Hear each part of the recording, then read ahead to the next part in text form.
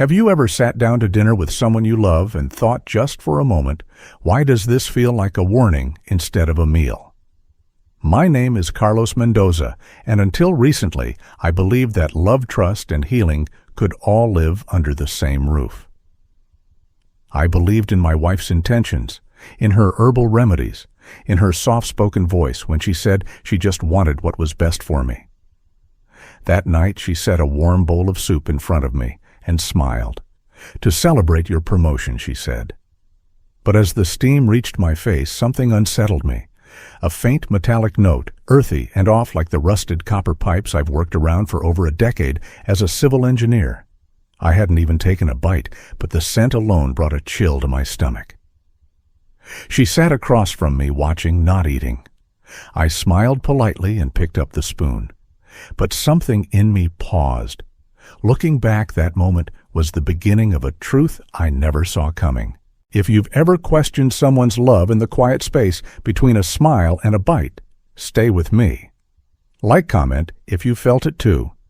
And subscribe, because this story only gets darker. My story didn't begin with suspicion. It began with admiration. I met Valeria 6 years ago at a wellness expo in Santa Fe.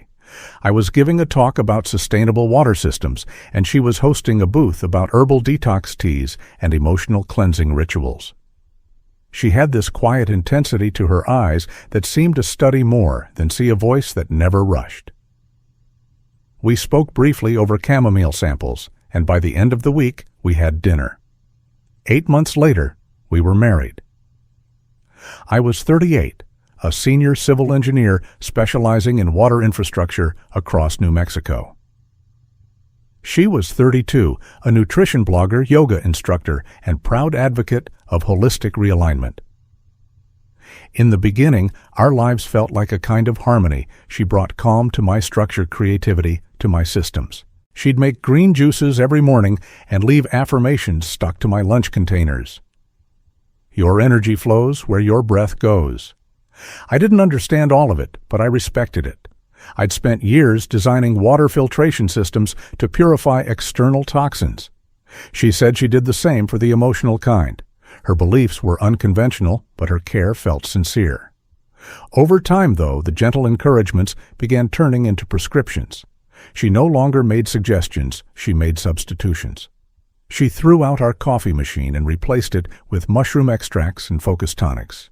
She canceled my annual physical, insisting that invasive lab tests weaken the body's natural intelligence. She once said hospitals were the reason men died faster than women, not biology, just institutional suppression. I'm not an emotional man by nature. Numbers and systems make sense to me. But I also know when a pattern changes. The woman who used to kiss my forehead before night shifts now scolded me for bringing work energy into sacred space.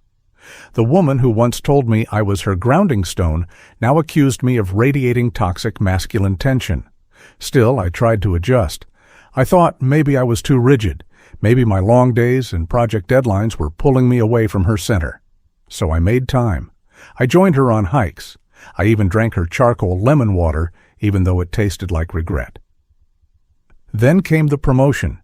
I'd worked for 12 years to become Director of Civil Operations for our region, a position that gave me authority over water safety protocols across half the state. My team cheered. My mother cried. Valeria simply nodded. Later that night, she said, "Now that your stress levels are rising, I'll need to keep a closer eye on your intake. We can't have your energy turning stagnant." I laughed at the time. But part of me, just for a second, felt like she wasn't celebrating my success, she was preparing for it, like she already had a plan. I just hadn't seen it yet. The soup that night looked simple: lentils, herbs, some floating mushrooms, but the smell struck something in me the moment it hit the table. A metallic undertone lingered beneath the surface, not overpowering, but sharp enough to spark memory. I had spent enough time around oxidized metal, corroded tanks, and broken filtration lines to recognize the scent. It reminded me of an old project in Las Cruces where a rusted water main had leaked iron into an entire community's supply. That same faint bitterness hovered now, rising from the bowl that Valeria gently pushed toward me with both hands. "You'll feel lighter tomorrow," she said, her voice carrying a tone that sounded more clinical than celebratory. "Just let the herbs do their work." I glanced at her plate. Empty. She wasn't eating. "Aren't you having any?" I asked, trying to sound casual. "I'm fasting today," she replied. "It's part of my lunar reset." It wasn't the first time. Over the past month, our meals had become separate affairs. She'd either claim to be fasting or preparing something different for herself, often raw, brightly colored, and served on wooden plates she'd bought from an artisanal market. She said metal cutlery interfered with electromagnetic digestion. I said nothing, but I started noticing other things. One morning, I found all my coffee beans in the trash. She said caffeine depleted the spirit and replaced it with a powder made from lion's mane and reishi mushrooms. "You'll see the clarity," she whispered, stirring the mug. I tried it. It tasted like dirt. She began insisting I replace my toothpaste with charcoal paste and my deodorant with magnesium stones. One night I woke up with a splitting headache after eating her gut reset stew, a fermented broth she had simmered for 3 days. At work, my colleagues began asking if I was okay. I had lost weight, and I knew it wasn't from exercise. I felt dizzy more often, my energy dipped around mid-morning, and some nights I had trouble sleeping. I thought it was stress from the new role. That's what I told myself. But then I found a set of vacuum-sealed packets in our trash, their labels written in languages I didn't recognize. Some of the print was in Russian, others looked like Thai or Sanskrit. All of them had one thing in common: they were dietary enhancers, spiritual cleansers, and biofrequency correctors. Valeria had never mentioned ordering them. Then came the day I found my iron supplements missing from the cabinet, replaced with something she labeled by hand, Earth Metals Blend. I asked her where the original pills were, and she waved it off. "You don't need those. They confuse your system. I'm recalibrating your minerals." The words didn't land right. Recalibrating, system, as if I were a device, not a person. But still I stayed quiet. I told myself she was just passionate, that maybe I was overthinking things as usual. After all, she said she was helping me, right? But help isn't supposed to make you feel like you're vanishing. And lately, that's exactly what I felt like. Dimmer, less sharp, like something was slowly being drained from me. And now here I was, staring at a bowl of celebration soup that smelled like oxidized decay, with a woman watching me closely from across the table, smiling not warmly, but patiently, like she was waiting for something to take effect.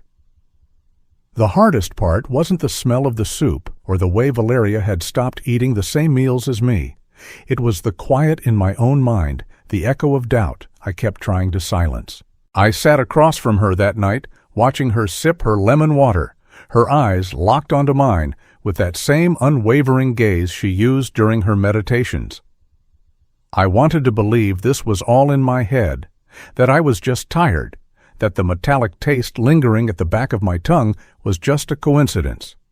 But something deeper had started to take root, a quiet realization I could no longer ignore. Was she trying to help me, or was she trying to change me? The question kept me awake that night. I lay in bed staring at the ceiling while she slept in her own room just down the hall. We hadn't shared a bed in nearly 4 months. At first, she said it was because my energy waves spiked at night and disrupted her REM cycle. I thought it was just temporary, but now I wondered if the distance between us was more intentional, like she needed separation to carry out whatever she was doing without interruption. The next morning, I opened our kitchen cabinet and reached for my usual oats, only to find them replaced with something labeled spelt and adaptogen mix. I stared at the jar for a long time. I hadn't approved this. I hadn't even known we had spelt in the house. Slowly, a pattern became clear. Anything I once chose for myself was replaced. Anything she couldn't control, she removed. And she always wrapped it in the same language: cleansing, balancing, recalibrating. That night I brought it up. I asked gently, "Val, do you think maybe you're going too far with the adjustments?" She didn't even look up from her notebook. "Carlos, when you love someone, you don't let them poison themselves with old habits." "I'm not poisoned," I said. She looked at me calm and certain. You are, just not in ways you understand. I didn't know what to say. That kind of certainty spoken with such compassion had a way of making me feel like I was the one being irrational. Like she saw something in me I couldn't. She smiled, then stood up, kissed the top of my head, and whispered, "One day you'll thank me." But I wasn't grateful. I was starting to feel erased. At work, I found myself second-guessing every choice. My hands trembled slightly when I signed off on reports. I forgot details I usually remembered. I avoided the team lunch because my appetite was off and the headaches were now almost daily. One of my colleagues, Jenna, pulled me aside. "Are you sure you're okay? You don't look like yourself anymore." I told her it was just workload, but even as I said it, the words rang hollow. Later that evening, I stood in front of the mirror and stared at my reflection. I looked thinner, paler. My eyes, once steady and sharp, seemed distant dull. I tried to recall the last time I'd felt strong, or rested, or sure of myself. It had been months. I had always trusted Valeria because I loved her, because she spoke in the language of care and intention. But standing there alone with my thoughts and a body that no longer felt like mine, I had to admit it, I didn't know if what she was doing was meant to heal me or to hollow me out. And the scariest part, I still couldn't tell the difference. By the time the next weekend arrived, my doubt had turned into quiet resolve. I wasn't going to accuse her, not yet. That wasn't my nature. I had built a career solving complex water safety issues not by confrontation, but by observation, by collecting evidence, reading patterns, and staying calm under pressure. If something was happening in my own home, I needed to see it clearly, and I needed proof. That Sunday evening, Valeria prepared dinner. She called it her reset stew, a thick, earthy soup with a purplish hue. The scent was strange again, something herbal, yes, but also musky, almost metallic, the kind of smell that stuck to your nose hairs. She presented it with a serene smile and lit a stick of sandalwood incense before sitting down.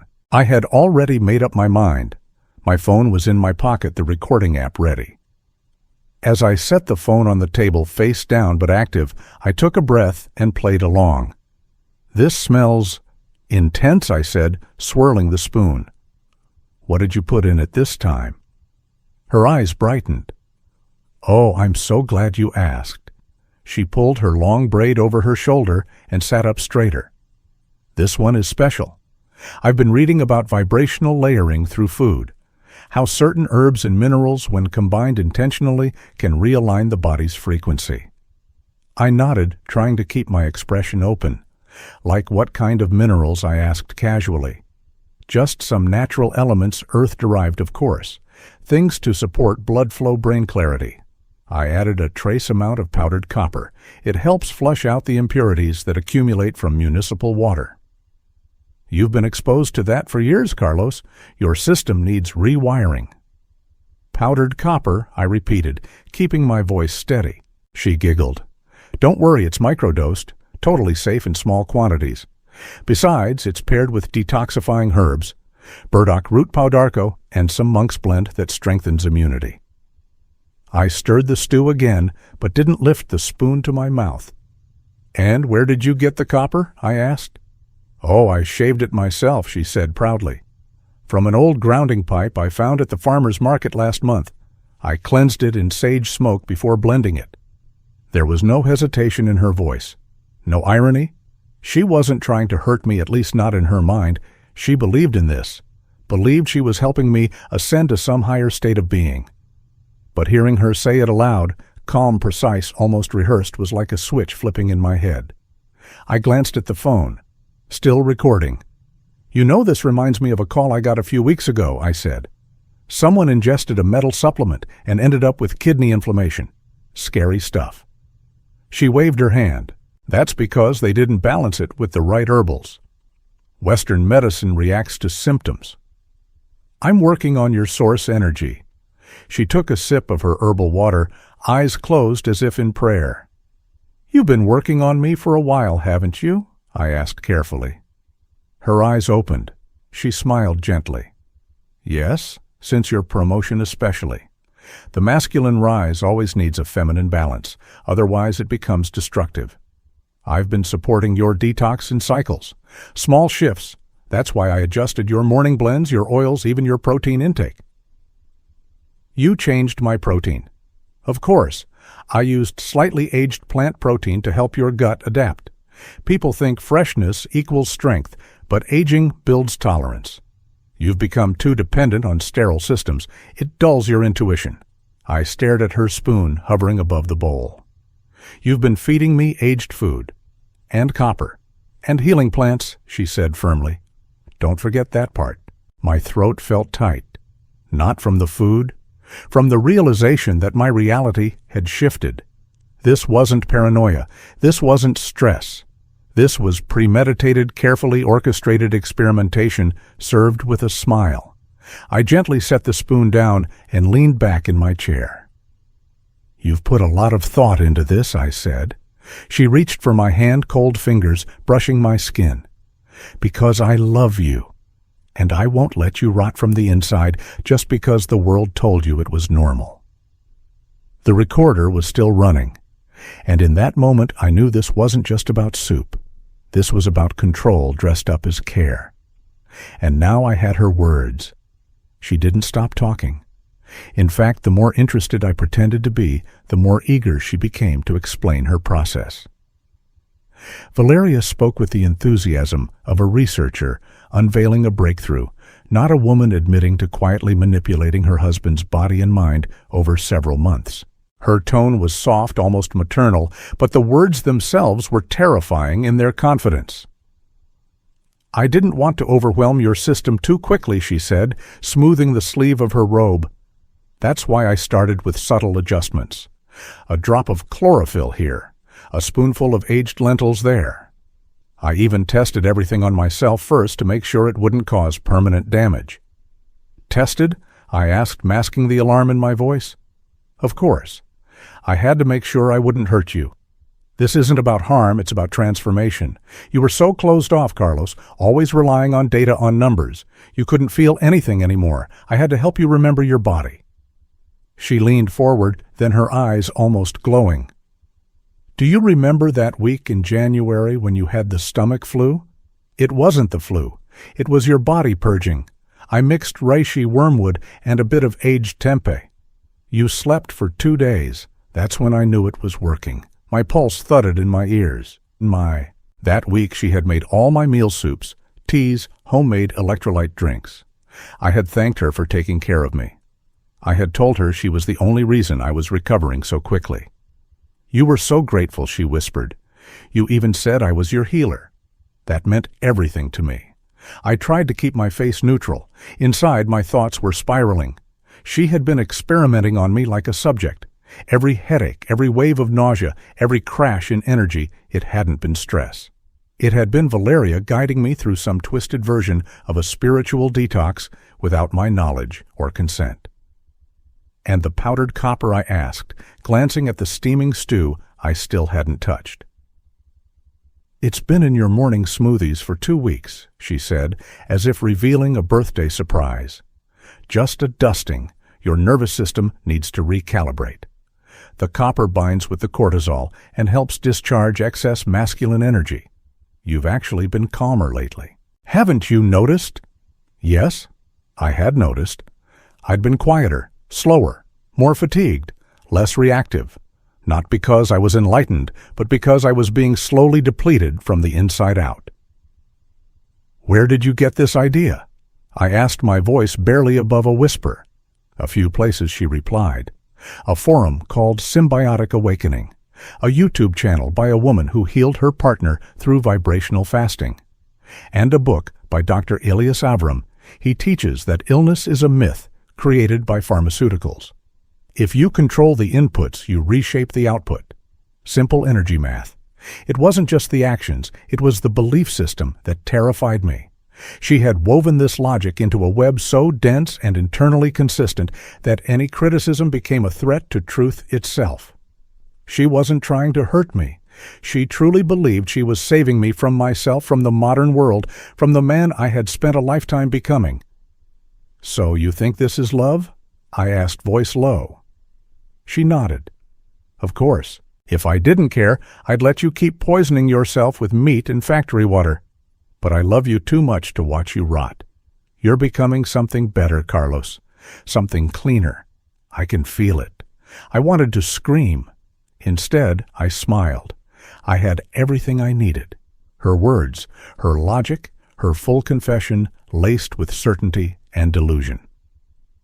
I excused myself to the bathroom once more, phone in hand. I stopped the recording and immediately uploaded it to my cloud. Then I emailed it to my brother, an attorney in Santa Fe, and to my work account. I stared at the sink, trying to steady my breath. This wasn't wellness. This wasn't spirituality. This was slow, methodical poisoning under the mask of care. And now I was done pretending. I didn't return to the kitchen right away. I stayed in the bathroom, staring at my reflection for a long time, the phone still warm in my palm. My hands weren't shaking, not anymore. What I felt now was something colder, sharper. Clarity. This wasn't just about bad soup or strange powders. This was a system of manipulation. A belief that my body was hers to rewire. A quiet campaign to remake me in the image of her ideology. I knew I couldn't talk her out of it. I needed help. I opened my contacts and called the non-emergency line for Albuquerque police. I introduced myself clearly, calmly. "My name is Carlos Mendoza. I'm a civil engineer. I believe my wife has been intentionally altering my food with harmful substances. I have audio recordings of her confessing. She's in the house. I'm safe for now. But I need someone to come." The dispatcher kept her voice steady. "Is she aware you're making this call?" "No. She thinks I'm still in the bathroom. Officers will arrive shortly. We'll have them parked down the street. Do not confront her again until we're there." I thanked her and ended the call. Then I opened the recording app and started a new file just in case. I stepped out into the hallway and returned to the kitchen. Valeria was at the sink, rinsing a glass, humming to herself again, soft off-key, almost childlike. She glanced at me over her shoulder. "Everything okay?" she asked. I nodded. "Much better, actually." I sat back down at the table and looked at the untouched bowl of stew. "I've been thinking about what you said, about the ingredients, the copper, the vibration alignment. It's fascinating. Can you tell me more?" Her smile widened. "I knew you'd understand. I knew deep down you could feel the difference." She sat back down, hands folded neatly in her lap. Her posture was perfect, her voice gentle. She began describing her process again, more details now. The ratios of herbs, the books she followed, the names of the forums. She even explained how she tracked my moods and digestion in a private journal to measure my progress. I kept nodding, letting her talk, never once touching the food. 20 minutes passed. Then I heard a car door closing softly outside. I glanced at the clock on the stove. Right on time. "Excuse me," I said, standing up. "I think someone's at the door." I walked toward the front door, my heart thudding with restrained tension. I opened it before the knock came. A uniformed officer stood there, his expression calm but alert. "Mr. Mendoza?" "Yes." "Thank you for coming." He stepped inside quietly. Another officer followed. Their body cams were already on. I led them into the kitchen. Valeria turned when she heard the footsteps. Her smile faltered. "Carlos, what's going on?" "This is Officer Ramirez," I said, keeping my voice neutral. "I've asked him to come because I'm concerned about something you served me tonight." Her face stiffened. "This is a misunderstanding." I was helping Officer Ramirez, raised his hand gently. "Ma'am, may we sit and ask you a few questions?" She hesitated, then slowly nodded, sinking back into her chair. "What exactly was in the food you served your husband this evening?" he asked. She opened her mouth to speak, but this time the story had changed. She claimed everything was organic and fresh, that she had followed a simple recipe from an online blog. No mention of copper, no herbs, no aged protein, No purging. I pulled out my phone and hit play. Her voice filled the room crisp and clear, talking about the powdered copper, the aged food, the purpose, the plan. By the time the first minute of the recording had played, Valeria's face had gone pale. Her eyes darted to mine. And that's when she realized she hadn't been teaching me. She'd been documenting her own crime, and I had recorded every word. Valeria didn't say much after that. She sat frozen at the table, eyes fixed on the phone as her voice continued playing, exposing detail after detail. Officer Ramirez paused the audio and asked her again more directly, "Ma'am, did you knowingly place powdered copper and other non-food substances in your husband's meals?" She didn't deny it this time. She said quietly, "I wasn't trying to hurt him. I was helping him evolve." They collected the stew for evidence and took several containers from the fridge. I signed a statement and handed over both audio files. Valeria was not arrested that night, but she was formally detained for questioning and ordered to leave the house temporarily under a protective separation notice. She packed a single bag in silence and left with a relative. 3 days later, I got a call from a detective assigned to the case. The lab results had come in. The soup contained high levels of copper sulfate trace bacterial contamination and a potent combination of unregulated herbs, several of which were flagged as gastrointestinal irritants and central nervous system disruptors. The toxicologist told me plainly if I had consumed a full serving, I likely would have experienced acute poisoning dehydration, possible neurological symptoms, and potentially long-term organ strain. When I asked how many doses it would have taken to cause real harm, she paused. "We can't be sure," she said. But given the compounds involved, this was not a health tonic. It was dangerous. That same day, Valeria was charged with reckless endangerment food tampering and attempted aggravated assault. Her lawyer attempted to frame it as a misunderstanding, an overzealous use of alternative wellness. But the recordings, the journals she had kept on my digestion patterns, and the online orders traced to her name told another story, a story of intent. I filed for divorce the next morning. In the weeks that followed, I found myself moving through the world with new eyes. Grocery stores, kitchens, even small decisions like what to eat or drink everything now came with a pause, with questions, with memory. And behind each choice was the sobering realization that someone I loved had weaponized care, and that love twisted just slightly can become a very quiet kind of violence. The house felt different after she left, emptier, yes, but also quieter in a way I hadn't realized I needed. For the first time in months, I opened the refrigerator without hesitation. I tossed out every jar, every unlabeled blend, every mystery tincture with foreign characters. I restocked the shelves myself. Eggs, vegetables, oats. Nothing experimental, nothing engineered, just food. Real food. I moved into a small apartment near the downtown office, a modest space with clean counters and bare walls.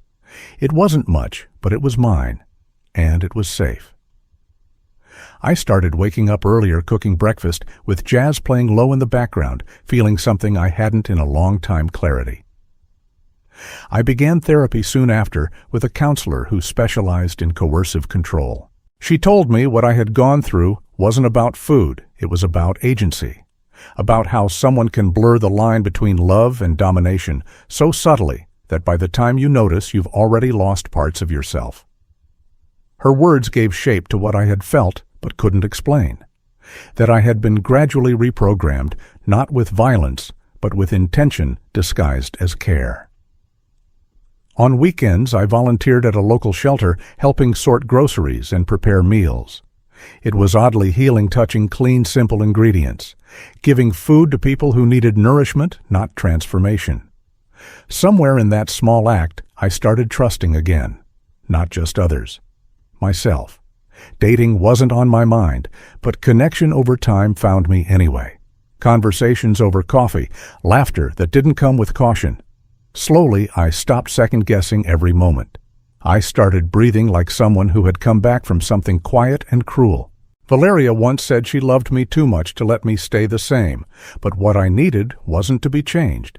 I just needed to be seen, heard, and left intact. Abuse doesn't always arrive with bruises or shouting. Sometimes it walks into the room holding a bowl of warm soup and a gentle smile. It speaks in soft tones about healing, balance, and wellness, while slowly stripping you of your autonomy, your stability, your voice. What happened to me was not an accident. It was control disguised as concern manipulation wearing the mask of love. And for many people, especially men, it's hard to name. We're taught to endure, to dismiss discomfort, to doubt our instincts when they whisper that something's off. But if your body feels different, if your choices are no longer yours, if you start shrinking in the name of someone else's growth that's not love, that's a quiet war on your spirit. I was lucky to catch it in time. Others aren't. If this story resonated with you, even in the smallest way, let it be a reminder your intuition matters. Your voice deserves space. Your boundaries are valid. Leave a comment if you've ever had to reclaim control in silence. Sometimes just reading someone else's truth can be the start of your own. And if this story moved, you share it. Maybe it helps someone else recognize their own quiet warning signs before it's too late.